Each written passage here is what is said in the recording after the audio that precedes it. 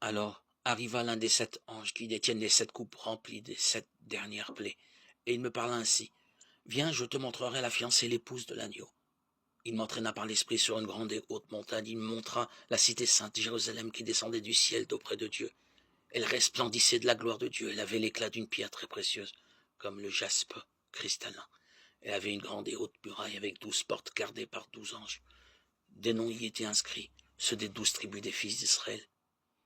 Il y avait 3 portes à l'orient, 3 au nord, 3 au midi et 3 à l'occident. La muraille de la cité reposait sur 12 fondations portant les noms des 12 apôtres de l'agneau.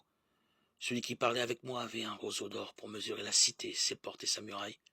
La cité est disposée en carré, sa longueur est égale à sa largeur. Il mesura la cité avec le roseau 12 000 stades. Sa longueur, sa largeur et sa hauteur sont égales. Puis il mesura sa muraille. 144 coudées suivant les mesures communes des hommes qu'employait l'ange. Le matériau de la muraille était du jaspe, et la cité était en or pur, semblable à du cristal pur.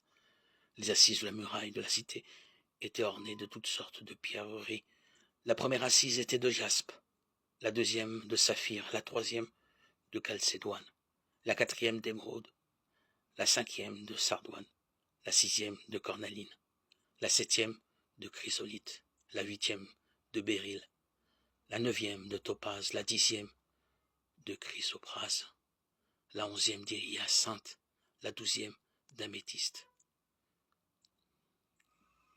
Les 12 portes étaient 12 perles, chaque porte faite d'une seule perle, et la place de la cité était d'or pur, comme du cristal transparent. Dans la cité, je n'ai pas vu de temple, car son temple, c'est le Seigneur, le Dieu Tout-Puissant et l'agneau.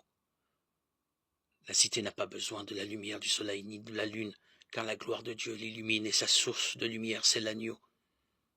Les nations marcheront à sa lumière, et les rois de la terre apporteront ce qui fait leur gloire.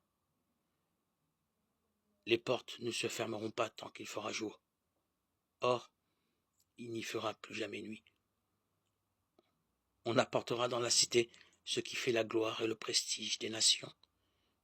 Il n'y entrera jamais rien de souillé, ni personne qui commette abomination ou mensonge,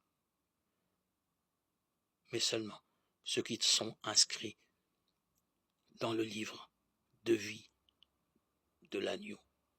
Apocalypse 21, 9, 27.